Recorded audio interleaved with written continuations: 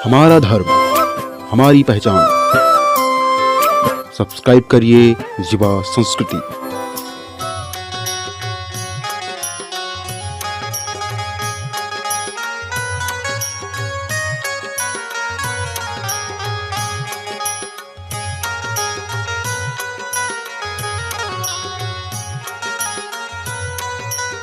भगवान के एक मित्र थे जिनका नाम था सुदामा। उज्जैन नगरी में रहते थे। कृष्णस्यातिशीत सखा कश्चित ब्रह्मो ब्रह्मवित्तमः। सुदामा जो थे वो ब्राह्मण थे, भगवान के अनन्य भक्त थे, लेकिन बहुत गरीबी थी उनके पास। बहुत गरीबी सुदामा जी के पास में। जो हाल सुदामा जी का वही हाल उनके धर्मपत्नी जी का। मैले कुचैले कपड़े पहने रहे, फटे पुराने कपड़ों से काम चले। बाल गोपाल भी परेशान, खाने के लिए भी दाने नहीं।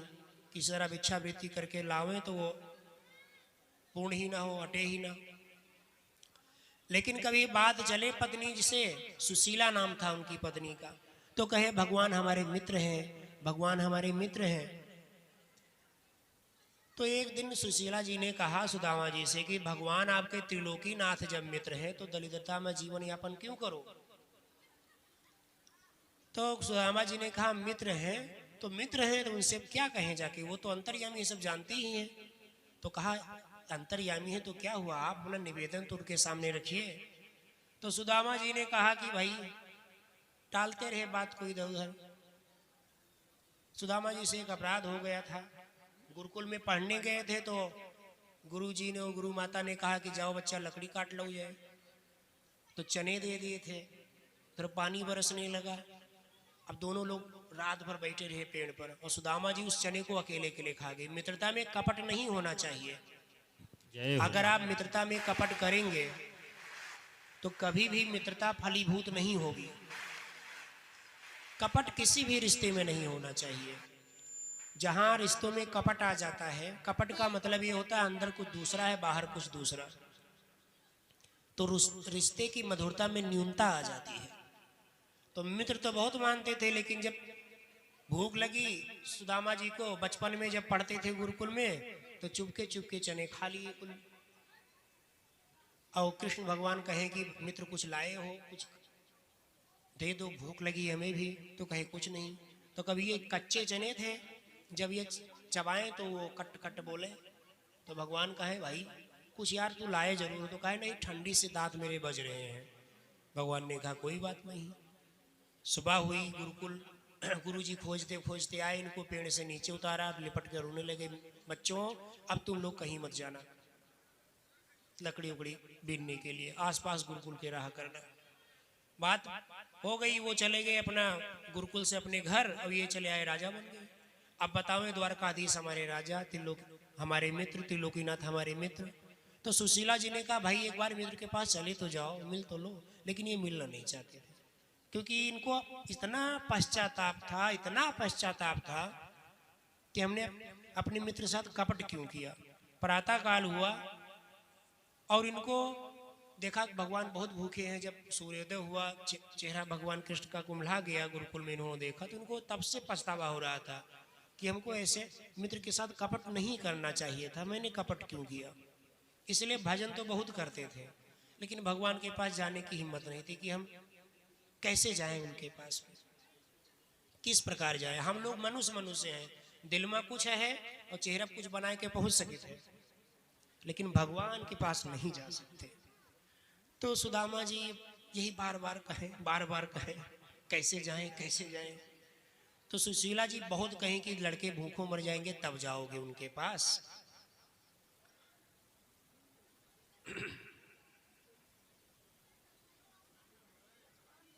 तो सुदामा जी ने कहा जाएं तो भेंट चाहिए भाई, कोई अपने हितैषी के यहाँ जाओ, नात बात हुए, हित मित्र हुए, हितैषी के यहाँ जाओ तो कुछ लेके जाओ जाते, लड्डू बर्फी छेना दूध बर्फी आज जो भी संभव है बजट के अनुसार तो ले जाए। रेडीमेड छेना अरे भैया अब का बताए, ससुराल में ब्याह रहा गया नहा तो हुआ एक छेना खा ली, सारी रात परेशान नहीं। द्वारे चार कराए के बाद चले गए, हमका आराम करे जाते, फोन की हमका हम ना आए बेबे। क्या हंसा हो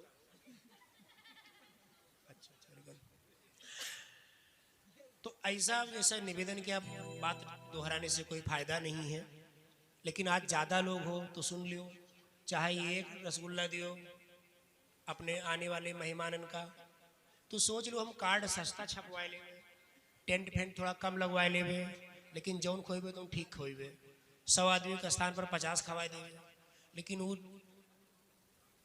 डुप्लीकेट रिफाइंड और डुप्लीकेट छेना ये सब ना खिलाइए। ये समझ लीजिए प्रीत भोज नहीं है, अदावट भोज है, तो ऐसा ध्यान रखिए, है ना। तो फिर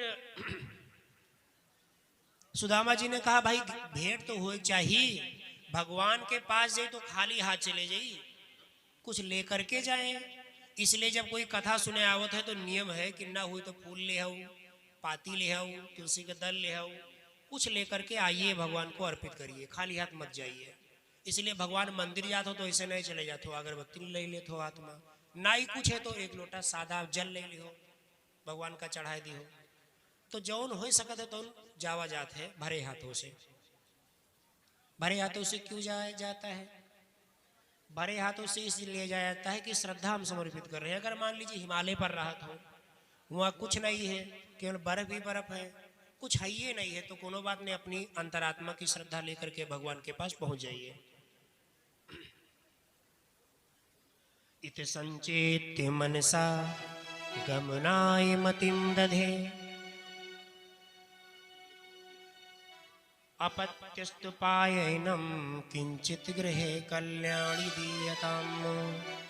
कहा कल्याणी, अपनी धर्मपत्नी जी को कहा, कल्याणी शब्द किया, नाम सुशीला भी कल्याणी इसलिए किया क्योंकि अब सुदामा जी का कल्याण होने वाला है, वो प्रेरणा दे रही कि भगवान के पास जाइए। तो कहा कुछ है उपहार के स्वरूप? तो कहा कुछ नहीं है। तो कहा कुछ व्यवस्था करो। तो आसपास के जो याचित्या चतुरो मुष्ठीन विप्रान पृथक तंडुलान, आस पड़ोस में जो ब्राह्मण के घर थे उनसे 4 मुट्ठी चावल ले आई मांग करके, और सुदामा जी के अंगूछा में बांध दे, कहिस महाराज जाइए।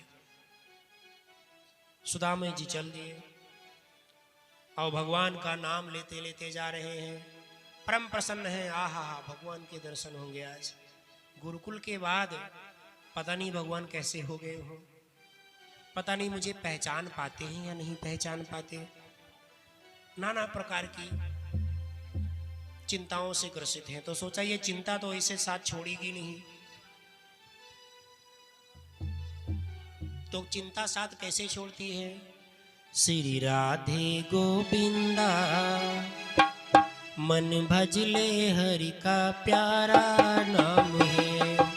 श्री राधे गोविंदा मन भजले हरि का प्यारा नाम है।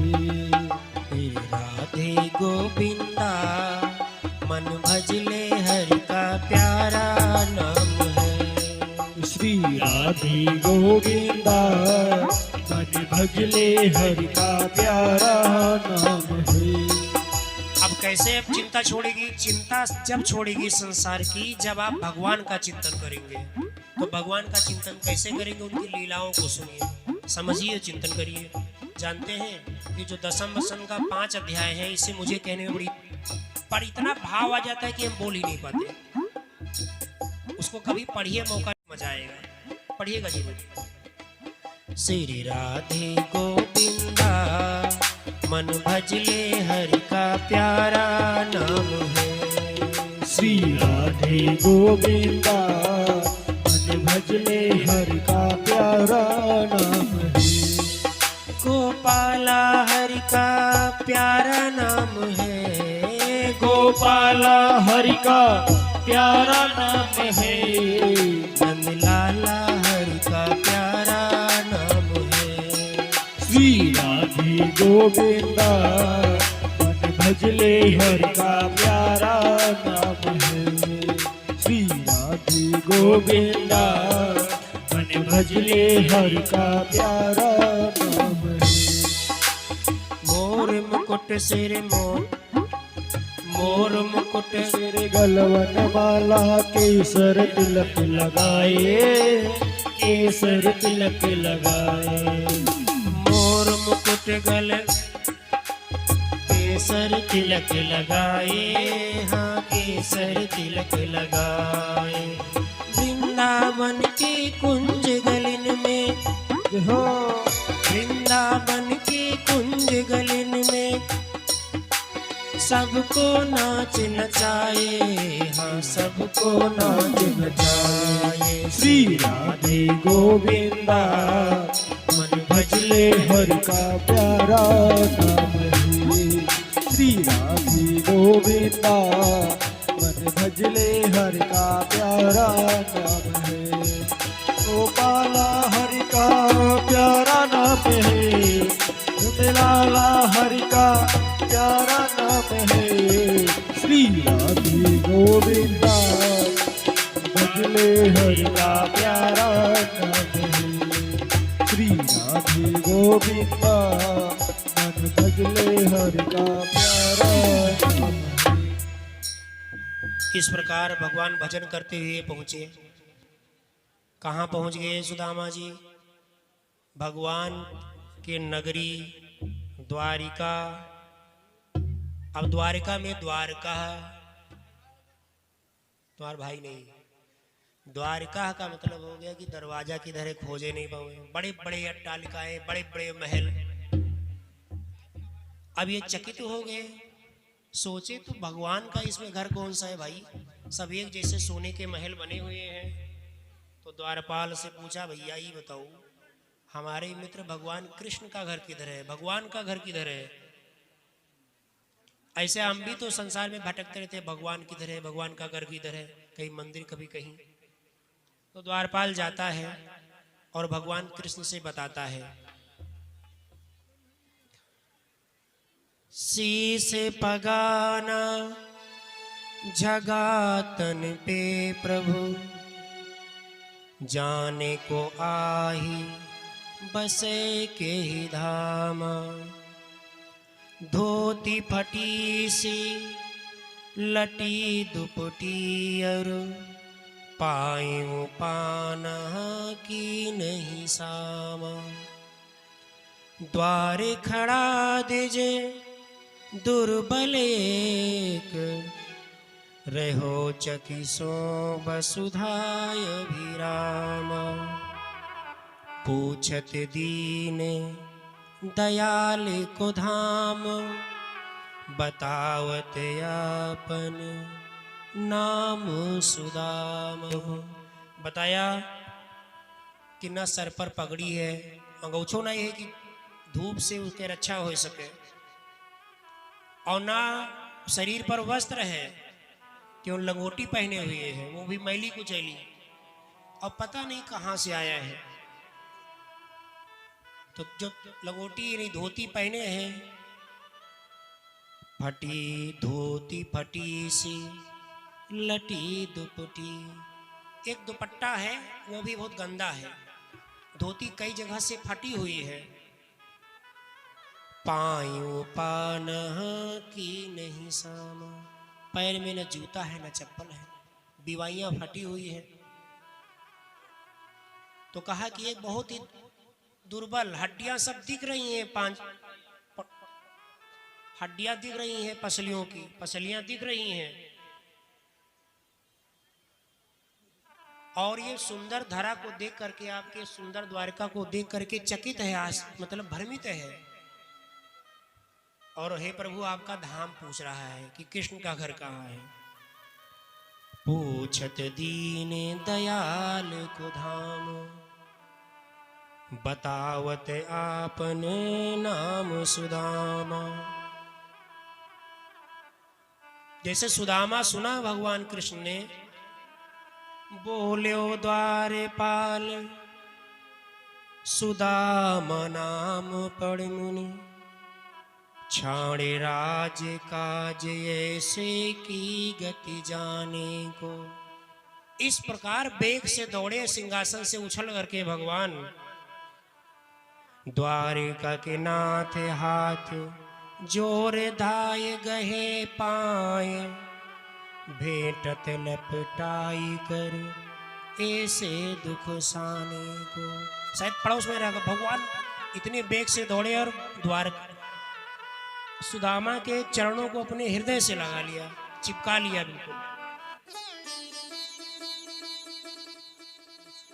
नैनन दो झल, नैनन दो जल, भर पूछत कुशल हरि। भगवान द्वार सुदामा खड़े हैं, भगवान ने उनके चरणों को अपने हृदय से लगा रखा है। ऊपर देख करके आंसू भर करके कहते हैं कि कुशल क्षेम तो है। विप्र बोल्यो विपदा में, मोहि पहचाने को। जैसी तुम करो तैसी, करे को कृपा सिंधु। ऐसी प्रीत दीन बंधु, दीनन स्वमाने को। सुदामा ने कहा रे तुमने तो मुझे पहचान लिया मित्र, आपने तो मुझे पहचान लिया। लेकर के गए, सिंहासन पर बिठाया, स्वयं नीचे बैठ गए।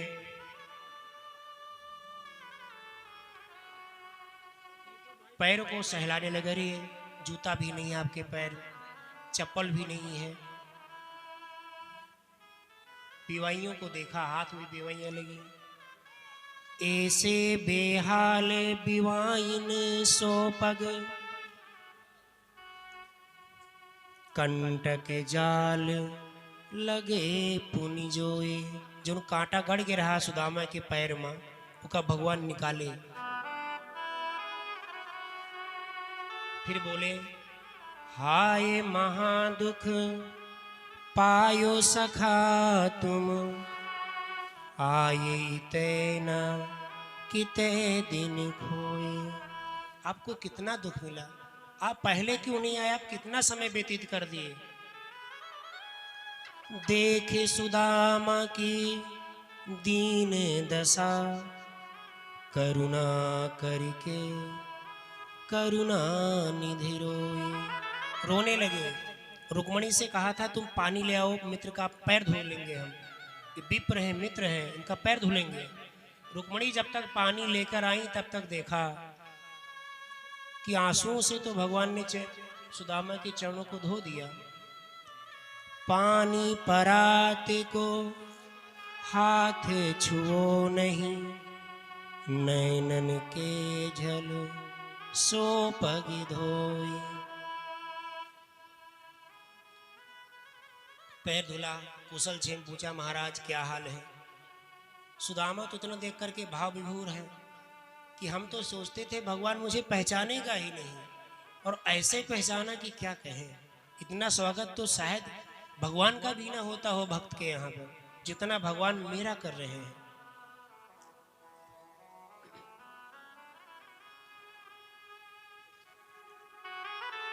तो इस प्रकार हालचाल होने लगा।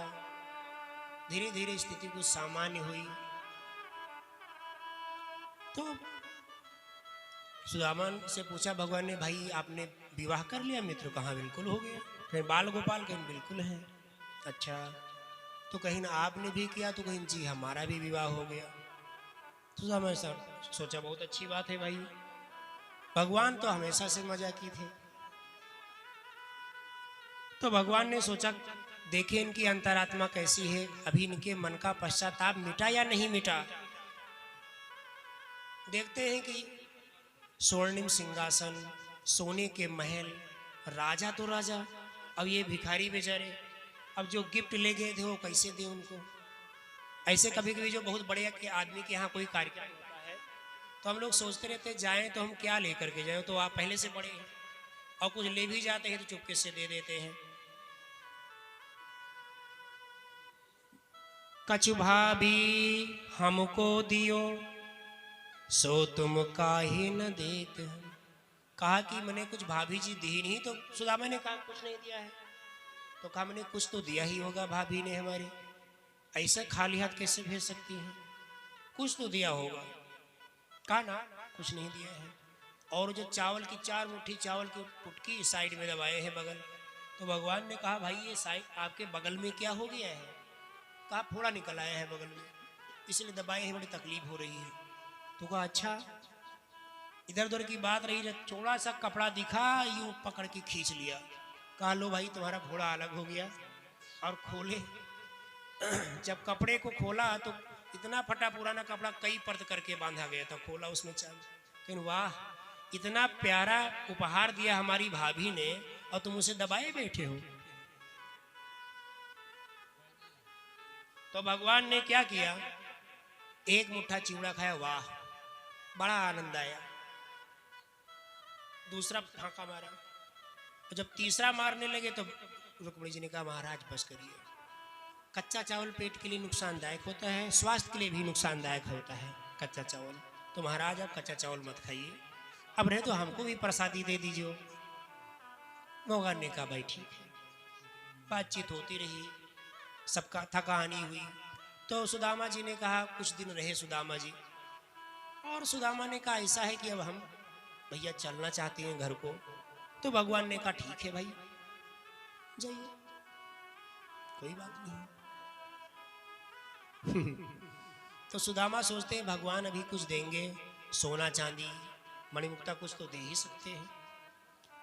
उनके मन में कोई काम नहीं, ये बात हो गई। ये सोचे कि अगर जाएंगे तो पत्नी पूछेगी जरूर, तो हम क्या दे देंगे। बहुत प्रसन्न है, अति खुश है कि हमारे मित्र का दर्शन हुआ। और सोचा भाई चले, तो हाँ चले।